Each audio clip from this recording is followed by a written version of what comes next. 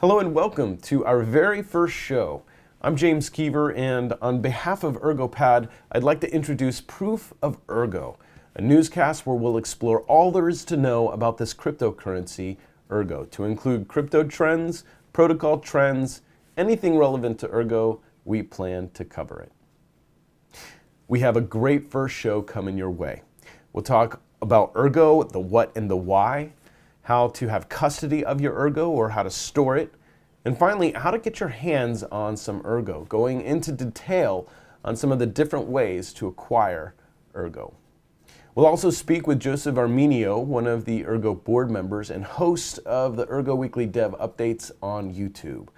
We're also going to talk to sponsors of the show, Ergopad CEO and CTO Marty Carreri and Leif Erickson, about what they get from sponsoring a show like this. Plus, they'll tell us all about their Launchpad Ergo and what that's all about. All right, this is a jam-packed show. Let's waste no time and jump right in. First question we're going to tackle is a pretty basic one. What is this curious cryptocurrency Ergo, and why do we need it? So Ergo is a programmable blockchain, much like Ethereum, but without the gas fees. It builds upon Bitcoin's UTXO model, which you may also hear referred to as unspent transaction output model. Cardano has this as well. Both Ergo and Cardano have what's called extended unspent transaction outputs, also referred to as eUTXO. We'll go into a lot more detail about that in later shows, but suffice to say, Ergo serves as an efficient, decentralized, and secure smart contract platform with optional built-in privacy. Like Cardano, Ergo has taken a research-driven approach led by some of the smartest minds in the industry. This research has resulted in features that solve many challenges its older predecessor Bitcoin deals with even today. Extended UTXO, ASIC resistance, Sigma protocols, privacy features, NePows, storage rent. These are all features that may sound like Greek to you now, but they're actually revolutionary in their design and function.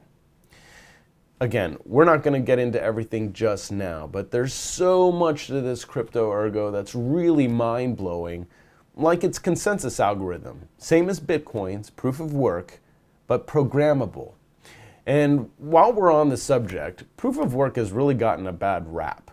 Politically, publicly, and just all around touted as inferior to other consensus protocols like proof of stake, for example. Now, we're not here to debate or argue which one is better. We will, however, talk about how Ergo's eUTXO model is far superior to Ethereum's accounting model, providing immutability, privacy, scalability, interoperability, and transaction cost predictability. Lots of ilities there. So there is so much here, and we plan to dive into all of it, so be sure and subscribe to the channel you're watching or listening on so you do not miss a thing. He's an Ergo board member and the face of a ton of YouTube videos, from the Ergo Summit to Ergo Hack to the developer update videos, and he's graciously agreed to be the very first guest on the show. Joseph Armeanio, thank you so much for calling in. Yeah, it's a pleasure to be here. Thanks for having me. It's really an honor to talk to you, actually, and I hope you don't mind me diving in deep right from the start. Go for it. It seems like in a very short amount of time, 1-2 years, the crypto market has exploded, maybe even a little bit longer than that, but the crypto market has exploded with new coins and networks just flooding the market, and it begs the question, at least from my perspective, do we really need another cryptocurrency like Ergo? Sure, I think Ergo brings value to the table. Ergo is built with first principles in mind, and that's not something that I would say a lot of projects bring to the table, where our biggest focus has been how do we be borderless in terms of kind of an unstoppable network, which Bitcoin has pretty much achieved. You know, they've done an excellent job at arbitraging, regulatory problems and essentially being a force that governments can't stop, which was a part of its initial purpose or intent. The problem with Bitcoin at this point is it's not very programmable. It does work as unstoppable money, but you have the ability to build software on top of blockchain networks. And so what would it be like if we can build unstoppable economies? Ultimately, I would say that should be the goal from kind of the first principles of Bitcoin to achieve. There's a lot of, hype and excitement in the space, but to some degree, the principles that started this industry are becoming less and less popular. And, it's more of kind of find the next pump, when to buy, when to sell, rather than a principles first approach. So I think that Ergo has a very strong foundation just in terms of bringing, let's say, the right ingredients to try to create an unstoppable digital economy that builds on the way that Bitcoin came about. Well, I'm glad you bring up Bitcoin, because Ergo's consensus algorithm is proof of work, just like Bitcoin. And Bitcoin's taken a lot of heat for the energy required to create blocks. With the successful launch of several proof-of-stake cryptocurrencies, I'm curious your thoughts on proof of work versus proof of stake. I mean, is the world big enough for both? Absolutely. There's two dangerous lines of thinking that occur in parallel, right? And on one side, you have, let's say, the proof of work is energy efficient, or not energy efficient, right? And so maybe we should regulate it. Well, what would that take, right? What would it take to stop personal computing on your property? I mean, actually break that down to say, okay, if I can mine something with a GPU or a computer in my house, and the reality is I could mine Ergo on the laptop I'm talking to you through. Mm-hmm. So do I really want governments to be able to say, okay, well, you're using some energy in your house. What is it coming from? And then have the jurisdiction to say, oh, it's your laptop. What are they going to do? Take it away? I mean, that really, like, if you actually follow that path down, for GPU mineable cryptocurrencies, it's a little bit insane, in my opinion. It goes way, way too far. And then you have to ask, okay, well, what about an electric hot tub? What about air conditioning? We use energy all the time for things that are, comfort creating, sometimes entertainment. What about an Xbox? An Xbox has a pretty nice GPU. Maybe we should, manage the energy usage of that, take it away.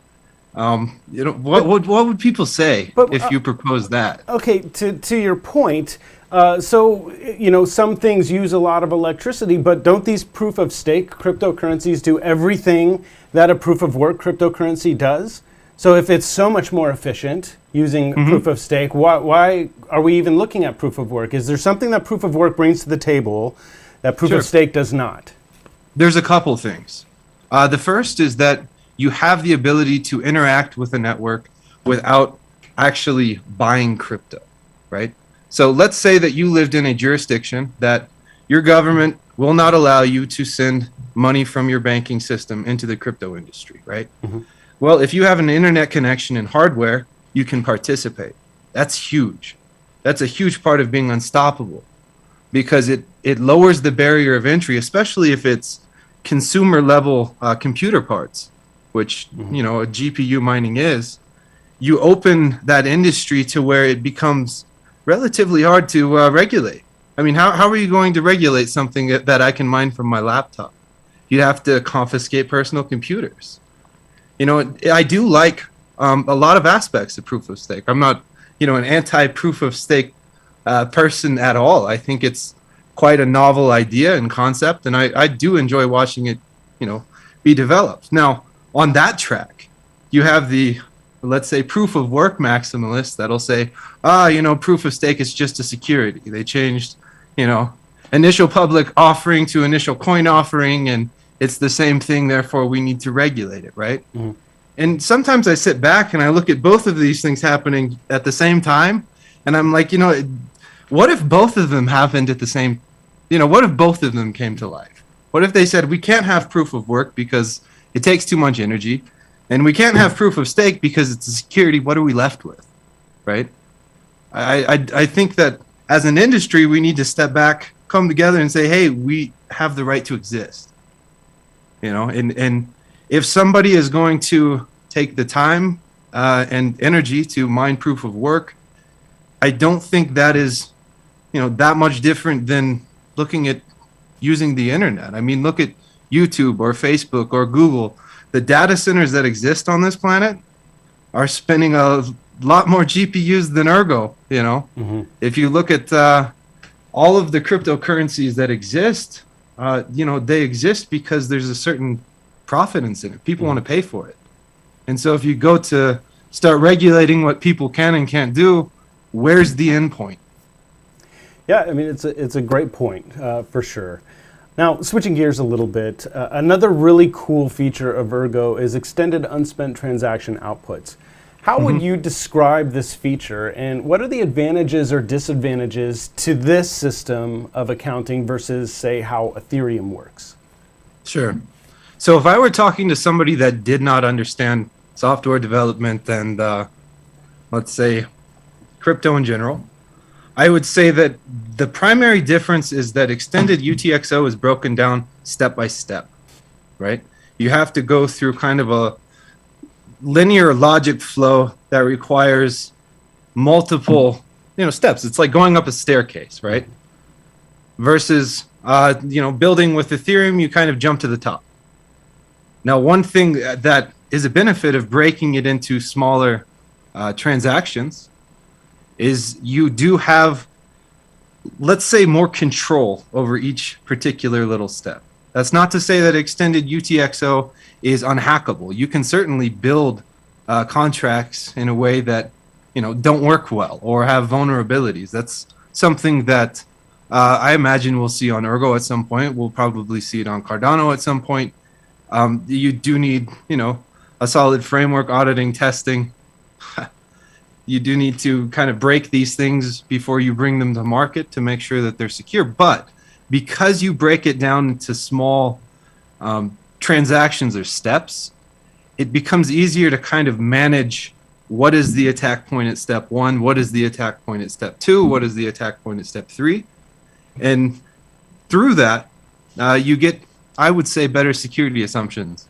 Now, you do have to always throw in the caveat if it's done well.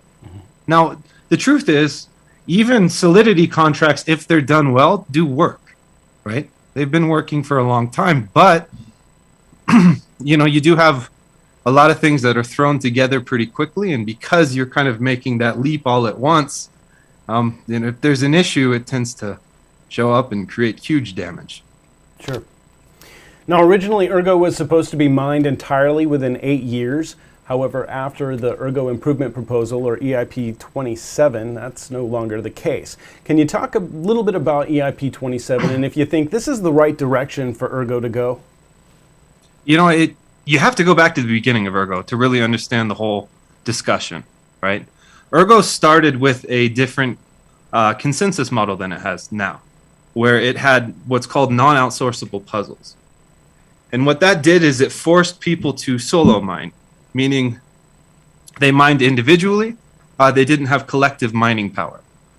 And so the initial thinking with non-outsourceable puzzles is we're going to get sets of miners that are going to want to build and host infrastructure on Ergo, and they're going to become very attached, let's say, to the network, right?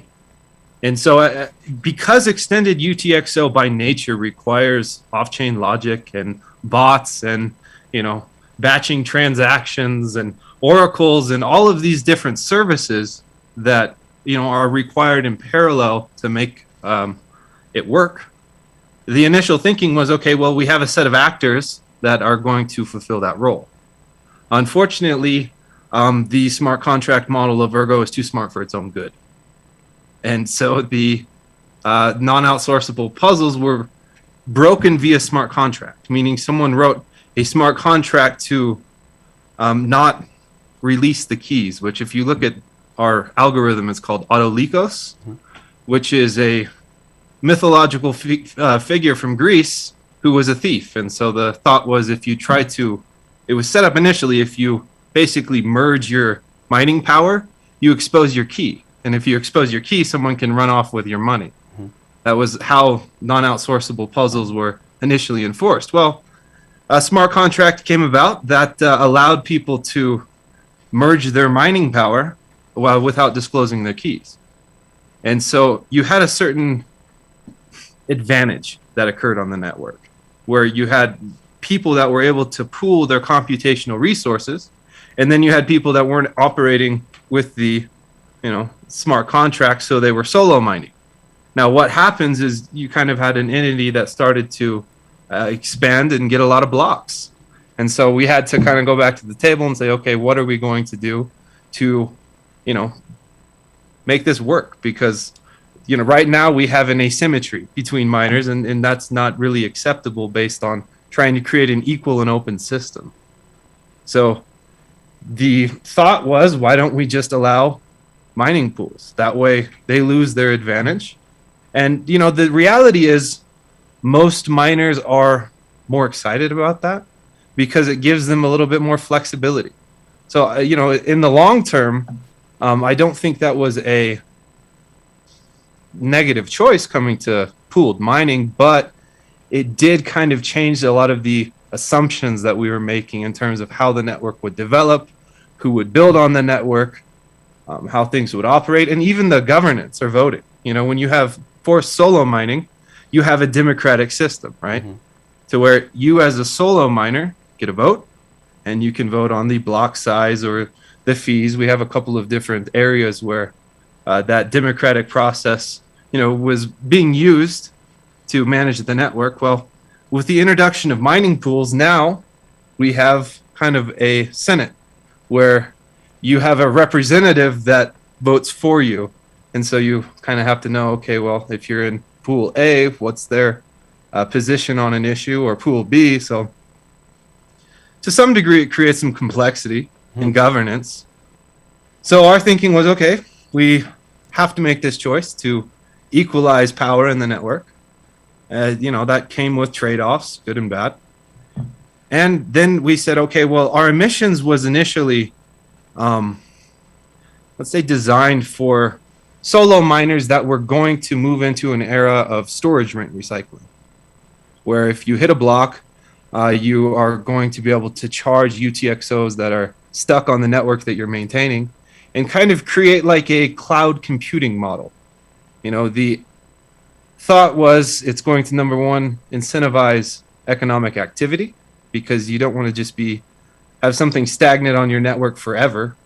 Like if Bitcoin, let's say, survives for 200 years, right? Mm-hmm. Somebody is going to have content or information, bytes, space on that network for free for 200 years. That's pretty wild to think about. And especially given that blockchains grow over time, and at some point, they may become, so large that in and of itself becomes an issue. What do you do with all of that, stored economic energy that's not moving? Sure. So the thought was, okay, we're going to give miners some custody to recycle that stored energy, and as a happy byproduct, they're also going to be able to collect dust, which is essentially UTXOs that are smaller than the transaction fee. So you can't, it's like having a penny, mm-hmm. right? What do you buy with a penny these days? Not much. Basically nothing. There's nothing you can buy for sale in the economy for pennies. Now, it does make sense if you owe, let's say, $1.01. Okay, a penny has a use there, but individually, it's kind of a worthless piece of money. Well, the same thing happens in cryptocurrency. Once you get smaller than the transaction fee, you're stuck with something that you can't buy anything with. You can't do anything with. And what does that do? It just takes up space on the network. And without some mechanism to recycle it or delete it, it's there forever. So if you were to kind of track how these systems collect dust over a long enough period of time, there may be more value that's just stuck on the network being stored for, infinity? It doesn't make sense if you look long term enough. So we tried to create a mechanism that would keep our chain light and also keep miners from having to store stuff that isn't useful. And you have to understand something too. That was before something like NFTs, right? You have networks that are just flooded with these new tokens that a year from now, 5 years from now, how many of them will have value? Some of them, I'm sure some of them will, but how many of them won't? And then are you just storing all of this, I don't want to use the word garbage, but I'm just going to say garbage, on your network that may continue to grow over time? Let's say the NFT boom lasts another couple of decades, right? And 1% of the NFTs actually maintain value long term or have some use case. And a lot of them, they're kind of novelty art that has its day and then kind of goes to the wayside.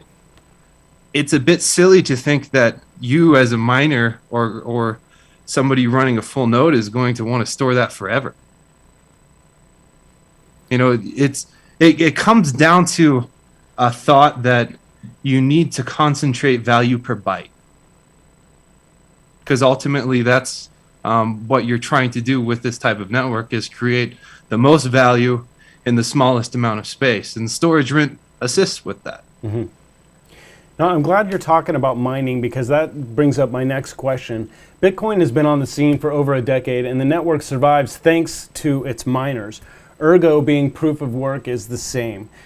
Do you think mining innovation, and I guess that's kind of what we're talking about here, do you think mining innovation is necessary? And if so, what would this look like as we move forward? Sure, I think it's critical. That would be the word I would use. Now, what we may see this year, and I use the word may because I don't have exact certainty. There's always some uncertainty about Ethereum moving to proof of stake. But Ethereum was largely popular with miners because of gas fees, right? Mining on Ethereum was profitable, and the miners loved it. The problem was it was so expensive that the users hated the miners, because they always had this, sense these people are charging me too much. They're stealing from me. They're taking from me. They're just parasitic entities.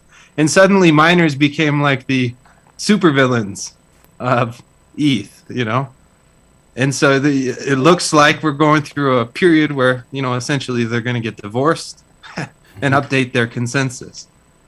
So how do we deliver value to miners? That's an important question, because if we want to have economic incentives for actors to come and mine on Ergo, we need to say, okay, well, what are they going to bring or do? Storage rent is a part of that, where, they do have a lot of power of custody over a long enough period of time. They basically own the network, right?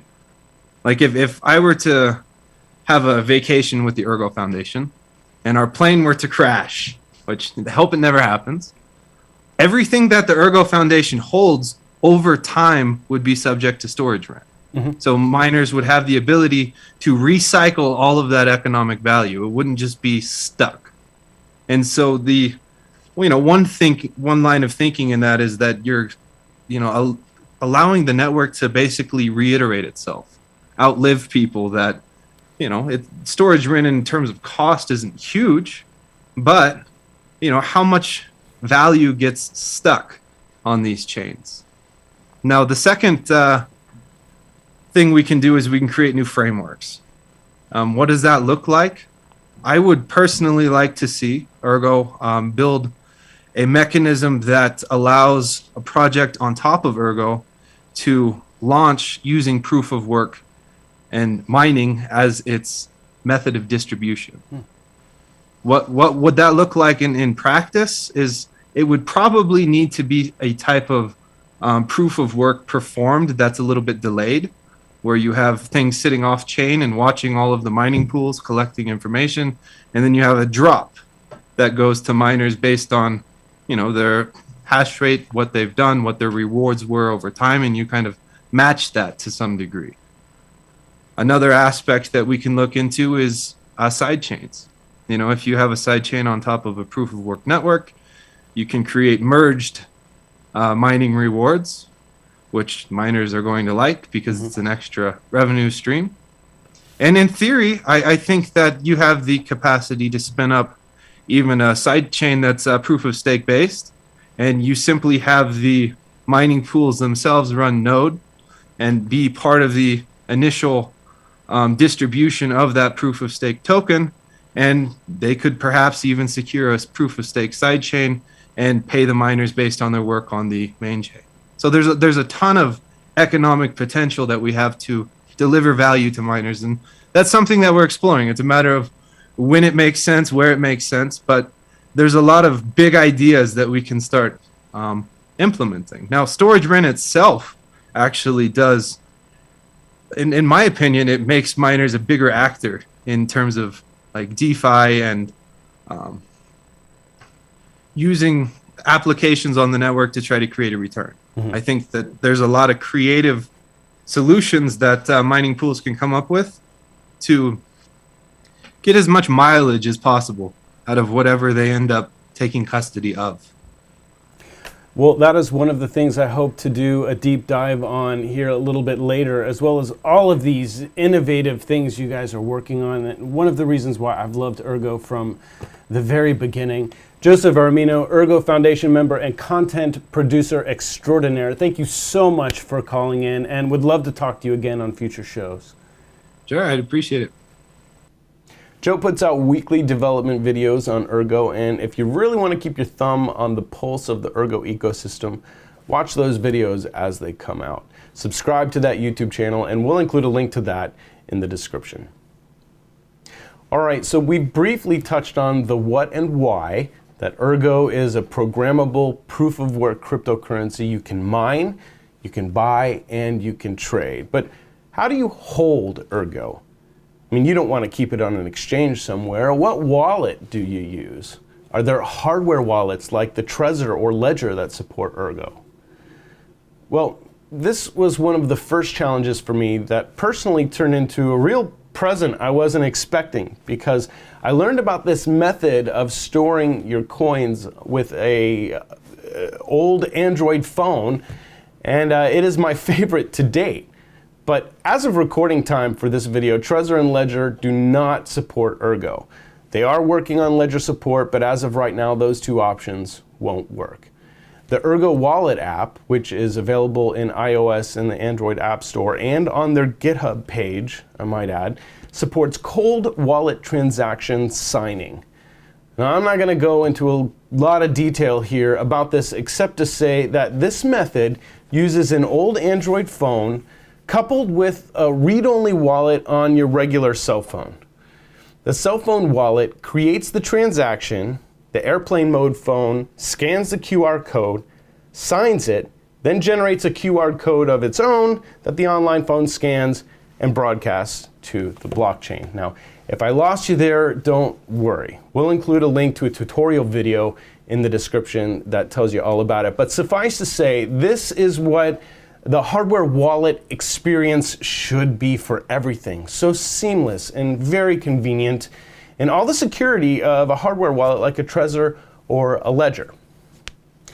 All the other options at the time of production of this video use passwords as a primary security measure, which has vulnerabilities like keyloggers. Now, personally, I have a hardware wallet, a popular one. I use it to secure my other two cryptos. But it doesn't support Ergo at this time. And I'm kind of glad that it didn't, because this forced me to use the old Android phone method to sign cold wallet transactions. And words just really can't describe how brilliant a method I think that way of storing your coins is. So be sure to check out the video in the link for more. This show would not be a thing without the good folks at Ergopad. When they asked me what it would take to produce a newscast about Ergo, it was a surreal moment for me, and I'll never forget it. And to discuss what Ergopad is and why sponsoring a newscast all about Ergo makes sense for everyone, Chief Executive Officer of Ergopad, Marty Carreri, and Chief Technical Officer Leif Erickson join us today on our very first show. Thank you both for calling in. Thanks for having us. And thanks for sponsoring the show, I might add. I'm guessing the very first question anyone out there might have is, what do you get? I mean, what does Ergopad get for sponsoring an Ergo newscast? And while you're at it, what does Ergopad even do? So Ergopad, let me start with what we do. So Ergopad is a project launch pad built on the Ergo blockchain. So what our goal is to provide a space where if people want to develop software or something to do with the Ergo blockchain, they can ask us for help to raise funds, ask us for help marketing their project, and also maybe if their devs need some support to work with Ergo script, we can help with that as well. And what do we get out of doing this, sponsoring this newscast is, we're built on the Ergo blockchain, and it's kind of a smaller chain at the moment. So what we get out of sponsoring a newscast like this is it helps us spread the word about Ergo to maybe people who haven't heard about it before, or maybe they just want to know more about it. So we're trying to make that more accessible to the community. Yeah, I want to add maybe a quick historical perspective on where we started middle of last year. Some of the projects that Marty and I started on, we found that the community was great and the blockchain, we really liked the technology, but the support wasn't quite there. So we talked about just developing that so that other people to follow, as well as ourselves for projects that we wanted to continue on, had the support that we felt we could provide. Arguably, though, the coolest thing about Ergopad, if you ask me, is that you're building on Ergo, which is a proof of work consensus blockchain, and you've made a staking mechanism with Ergopad. Marty, can you talk about staking and vesting and how it all works? Sure. So, as you said, Ergo is a proof of work blockchain, much like Bitcoin. So to build the staking mechanism on top of that, it's not specifically a consensus mechanism. In this case, it's more of a reward system or an emission schedule in which we're sharing funds with individuals who are willing to stake their tokens. And so what that means is if they support the project and they want to be a part of it, they can participate by using their tokens to stake in our platform. So it's really interesting. It's been interesting to build it because, as you said, this didn't exist on Ergo before we built it. So that's been great. And then now that we've done the staking contract, we've also built a vesting contract. So when we do release tokens, we don't always release them to the community all at once. When we do an IDO, sometimes there's early rounds, like a seed round, where the contribution value is lower than what the IDO value will be. So in order to prevent those people from releasing all those tokens all at once, we created vesting contracts. So, instead of them getting the entire distribution on day one, it'll be spread over 3, 6, 9, or many more months than that. So the vesting contract is sort of a similar to a staking contract. And the other interesting thing is, in order to represent your stake or your vesting, we've used NFTs to store that data on the blockchain. Yeah, it's incredible what you've done, because this is more than just a clever piece of art or unique piece of art. You've made it so that NFT kind of represents what you've staked. Leif, can you talk about the staking mechanism and how it's tied to this NFT? Right. Yeah. Just to clarify a little bit, because I've been in a lot of conversations about NFTs lately. An NFT, as you point out, kind of be a piece of art. You've got a particular painting, for example. You can go to an analyst and they can say, "Yep, this is a Van Gogh from this year." An NFT represents the same thing. It's a unique number. It's just a really long number represented by a token on a blockchain. But the value of it is that you can identify who owns it or where it exists in the blockchain.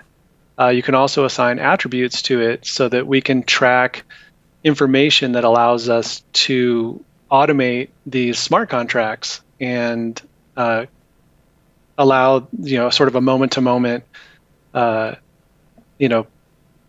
calculation of whether it's staking or vesting, whatever we've applied it to, allows us to make sense of the staking contracts, or makes sense of the contracts that we have out there, smart contracts. All right, can you talk about Padilla and what a DAO is? Sure. So a DAO is basically a decentralized autonomous organization. So it's an attempt to reduce some of the difficulties that take place in a democracy where, let's say, you put your trust in somebody, you all make a vote, but perhaps they don't follow through with what the vote was for.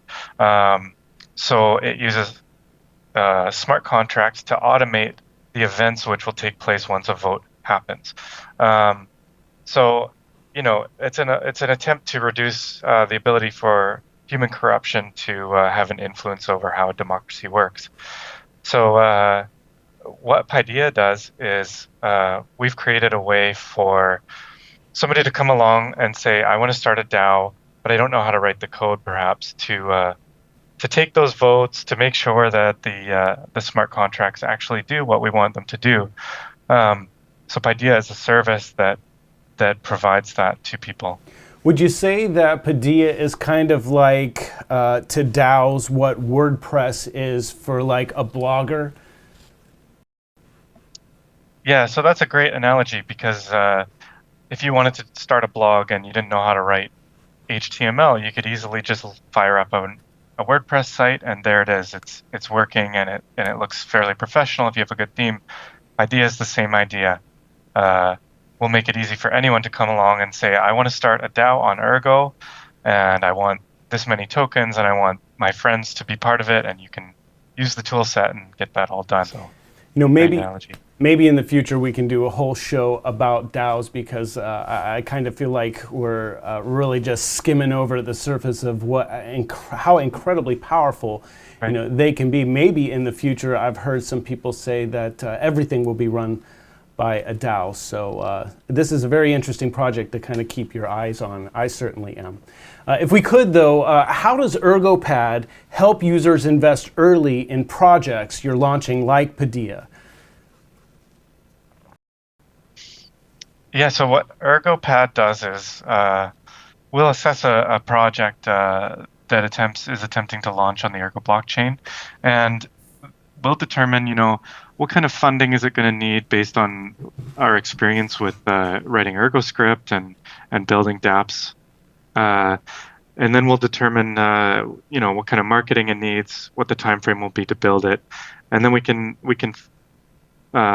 set up the tokenomics and set up some funding rounds to get those funds to the devs that want to build the project. So we contribute marketing assistance, we contribute development assistance, and we help set up those fundraise rounds. We'll also provide the smart contracts to actually collect the contributions and distribute the DAO tokens to projects that want to launch on Ergo. Well, I'm curious too about the staking incentives, the tiers, and how those who are staking, not only are they getting rewarded with an emissions schedule of more Ergopad, but we actually have an opportunity to get in on some of these early launching products, and hoping you could elaborate on that a little bit. Yeah, so that's one of the mechanisms built into staking on the Ergopad project. If you stake a certain number of tokens and reach some of the tiers, that reserves a specific amount of contribution for you for the staker round of the initial fundraise. So what that means is you've sort of proven that you're very interested in investing early in these projects by putting your Ergopad up for stake, and so that's why we give you that initial opportunity. Awesome. So what are some other projects that are going to be launched on Ergopad that you can talk about? Yeah, so the next project after Paideia will be Dark Pool, which is a really interesting game building on the Ergo blockchain. It's going to be an NFT-based game with crafting, exploration, all kinds of interesting things. The Dark Pool team will release a lot more information in the coming weeks about that. We plan to do the Ergo Lend IDO with that team sometime in May. There's a few other projects. One of them is a data analysis project called Azorus. That's going to be very interesting for traders and people looking to pull a lot of data and do maybe machine learning and data analysis on it.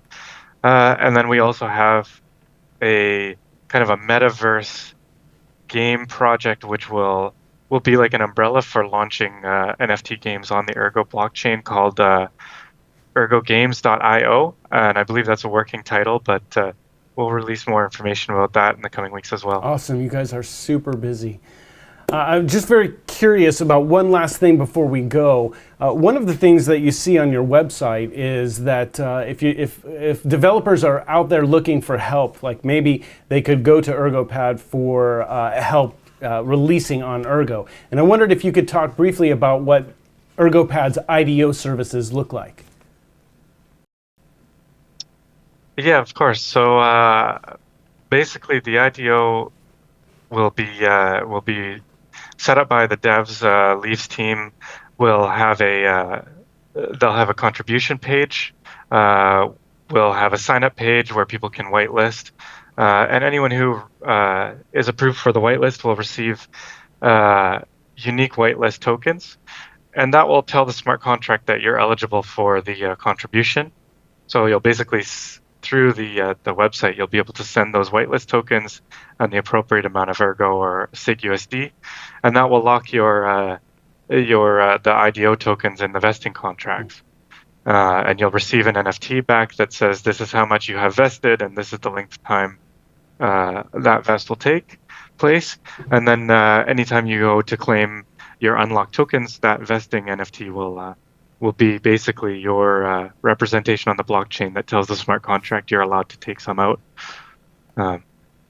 So, Leif, do you have anything you want to add, or does that pretty much cover it? Yeah, I just wanted to add, as far as devs looking for information or help or assistance or just curious, we have an extremely active, very non-toxic social environment. It's been grown organically.